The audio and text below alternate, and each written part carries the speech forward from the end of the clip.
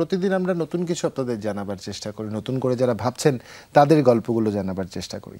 স্রোতের বিপরীতে যে একজন মানুষ যিনি চিত্রশিল্পী তো বটেই, সেই সাথে শিল্পকর্মের সাথে নিজেকে এমনভাবে সম্পৃক্ত করেছেন যে সব কিছু বড় ক্যানভাসে না দেখে তিনি ছোট করেও দেখতে শিখেছেন এবং আমাদের দেখাবার ব্যাপারে অভ্যস্ত করে তুলছেন। বলছেন আমাদের আজকের অতিথির কথা, যিনি মিনিয়েচার আর্টিস্ট খলিফা পলাশ আছেন আমাদের সাথে। শুভ সকাল, স্বাগত সকালের বাংলাদেশে। কেমন আছেন? শুভ সকাল, আলহামদুলিল্লাহ ভালো আছি। আপনারা ভালো আছেন? সকালটা কিভাবে শুরু হয়? সকালটা আমি একটু রাত জাগা পাখির মতো আর কি, সারা রাত ভাবি আর সকাল পর্যন্ত ঘুমাই। বিশেষ করে সকাল বলতে আমি 7টার দিকে উঠি, আমার সকালটা দেখা হয় না। এটা হচ্ছে আমার জীবনের সবচেয়ে। 7টায় উঠেন? জি জি। আপনি অনেক মানুষের চেয়ে অনেক আগে উঠেন পলাশ, এটা নিশ্চিতভাবে বলে দেওয়া যায়। ঢাকায় আসলে এটা অনেক সকাল, অনেকের জন্য অনেক সকাল। পলাশ, এই প্রসঙ্গটা আমি বলছিলাম যে আমরা তো বড় ক্যানভাস দেখে অভ্যস্ত। শিল্পীদের দেখেছি তারা বড় ক্যানভাসে ছবি আঁকেন, তাদের প্রদর্শনীগুলোতে সেই ছবিগুলো দেখাতে স্বাচ্ছন্দ্য বোধ করেন এবং বড় ক্যানভাসে নিঃসন্দেহে আঁকাটাও খুব ধৈর্যের ব্যাপার এবং দক্ষতার বিষয়। সেই জায়গা থেকে আপনি ব্যতিক্রমীভাবে মিনিয়েচার আর্ট নিয়ে কাজ করছেন, কেন বলেন তো? ভাবনাটা আসলো কোথা থেকে?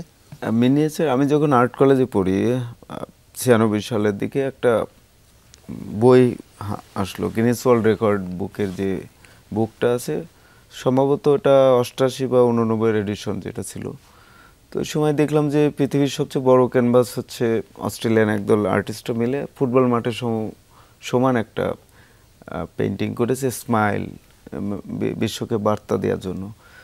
তো আমার কাছে মনে হলো যে এত আর্টিস্ট মিলে একটা পেন্টিং করলো আর স্মাইল, যেটা আমাদেরকে সবাই হাসি খুশি পৃথিবী বা সুন্দর পৃথিবীর জন্য যে বার্তাটা দিল। আচ্ছা, বড় তো আমার পক্ষে সম্ভব না, যেহেতু আমি স্টুডেন্ট, আমার অর্থনৈতিকও ব্যাপার, অত বড় ক্যানভাস নিয়ে কাজ করা সম্ভব না। তারপরে আমি একটু ভাবলাম, কিছুদিন ভাবার পরে দেখলাম যে ওখানে প্রায় তৎকালীন সময়ে আর কি 27-28 লক্ষ টাকা প্রয়োজন আছে। তো যাই হোক, আমি স্টেপ বাই স্টেপ আমি অনেকের সাথে যোগাযোগ করলাম, ঢাকায় কথা বললাম। তো দেখলাম যে আসলে সম্ভব না আমার পক্ষে, বা এটা অসম্ভব। তখন মনে হলো দেশের জন্য যেহেতু ভাবছি, তো কিছু করা যায়। সেক্ষেত্রে আমি কি উল্টো ক্ষুদ্রে আসা যায় কিনা, যেহেতু আমার সীমাবদ্ধতা ছিল অর্থনীতি, তাই তার সাথে আমি প্রতিকূলতা পেরে উঠতে চাই। বাহ, চমৎকার। একদম। তো আমার সাবজেক্ট সবকিছুতে আসলে আমার দেশ, আমার দেশের মানুষ এবং সমসাময়িক বাস্তবতা প্রাধান্য পেয়েছে। বাহ, চমৎকার। পলাশ, আপনার সাথে আমরা ফিরবো আলাপচারিতা। একটা বিরতির সময় হয়েছে, ছোট্ট একটা বিরতি নিয়ে নেই, আমরা ফিরছি। সাথেই থাকুন। বিরতির পর সকলের বাংলাদেশ, আপনাদের সবাইকে স্বাগত। রুনি আছি, সাথে আছে জুবায়ের এবং আমাদের অতিথি আছেন খলিফা পলাশ, যার সাথে কথা হচ্ছিল। পলাশ, মিনিয়েচার আর্টের কথা বলছিলাম, কত ক্ষুদ্র আপনার ক্যানভাসের সাইজটা কত বড়? আমার ক্যানভাসের সাইজ সর্বোচ্চ, সর্বনিম্ন, আচ্ছা সর্বোচ্চ দিয়ে শুরু, সর্বোচ্চ 5x5, আর এটাই মূলত মিনিয়েচারের সর্বোচ্চ সাইজ। আর সর্বনিম্ন আছে 800x800 মাইক্রোমিটার।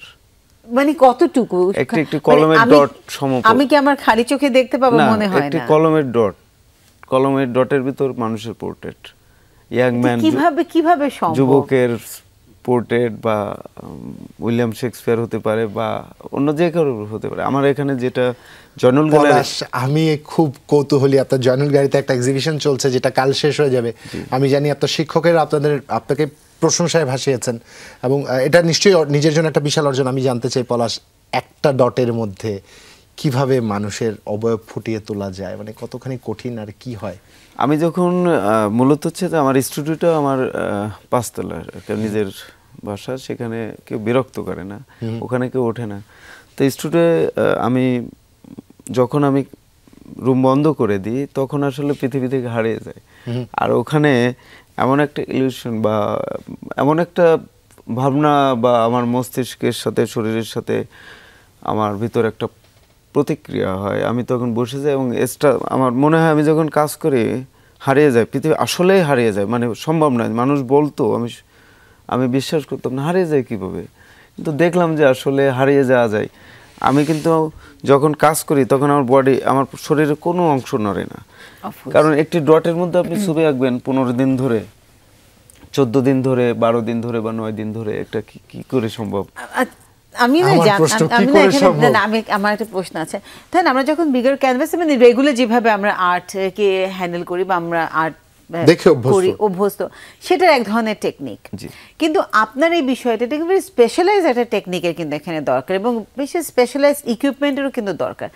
সেইগুলো আসলে আপনি কিভাবে অ্যাক্সেস করেছেন, বা সেইগুলো ওইটা ট্রেনিংটা আলাদা করে নিয়েছিলেন কিনা কোথাও, নাকি নিজে করতে করতে শিখে না, ফেলেছেন? আমি যেহেতু ড্রয়িং অ্যান্ড পেন্টিং এর ছাত্র ছিলাম আর্ট কলেজের, আমার তো স্টাডি বড় পেন্টিং এর স্টাডি হতো। মজার ব্যাপার হচ্ছে আমি কলেজে ক্লাস করতাম বড় পেন্টিং, জি।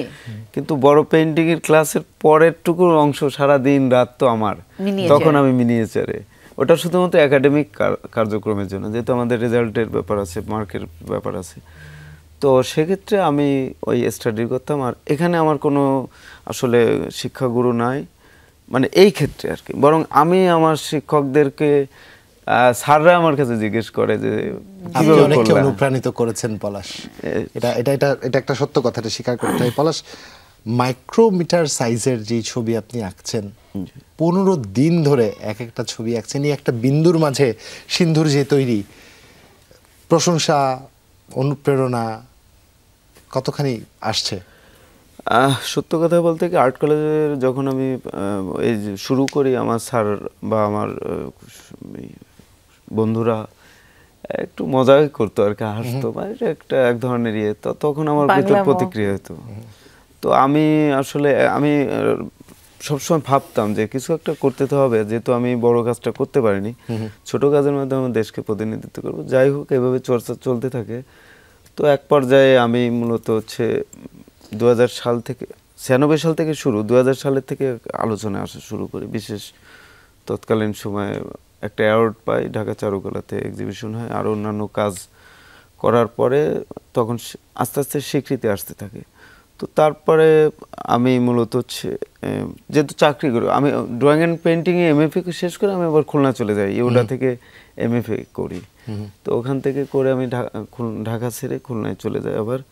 তখন থেকে আমার মনে হলো যে আসলে তো যে বাংলা মিনিয়েচার নিয়ে যেহেতু আমি কাজ করছি, এটার নাম বাংলা মিনিয়েচার, তাহলে দেশের জন্য তো এমন কিছু করতে হবে যেটা দেশে এবং দেশের বাইরে আমার জাতি, আমার দেশকে প্রতিনিধিত্ব করবে। নিশ্চয়ই আপনি যা করেছেন তা উপমহাদেশে না, সমগ্র বিশ্বে বিরল, এবং শুধু তাই না, এবং এর প্রশংসা বিশ্বের বিভিন্ন প্রান্ত থেকে আসবে। আগামীতেও বাংলাদেশকে এই মিনিয়েচার আর্টের একটা অনন্য উচ্চতায় আপনি নিয়ে যাওয়ার যে যাত্রা শুরু করেছেন, আপনার মাধ্যমে অনুপ্রাণিত হলে আরও শত সহস্র আর্টিস্ট হয়তো এই পথে পা বাড়াবেন ইনশাআল্লাহ। অসংখ্য ধন্যবাদ আপনাকে। আমাদের আলাপচারিতা এখানেই শেষ করছি। আর দর্শক, আজ অনুষ্ঠান রীতি টানতে চাই, তবে এতটুকু শুধু বলতে চাই, অনেক বড় করে না ভেবে অনেক ছোট করেও ভাবা যায়। সেই ছোট করে ভাবলেও অনেক বড় কিছু পরিবর্তন আনা যায়। সেই পরিবর্তনের আশায় নতুন বাংলাদেশে আমরা তৈরি করব, সেই আশা রেখে আজকের মতন বিদায় নিচ্ছি। ভালো থাকবেন সবাই, শুভ সকাল।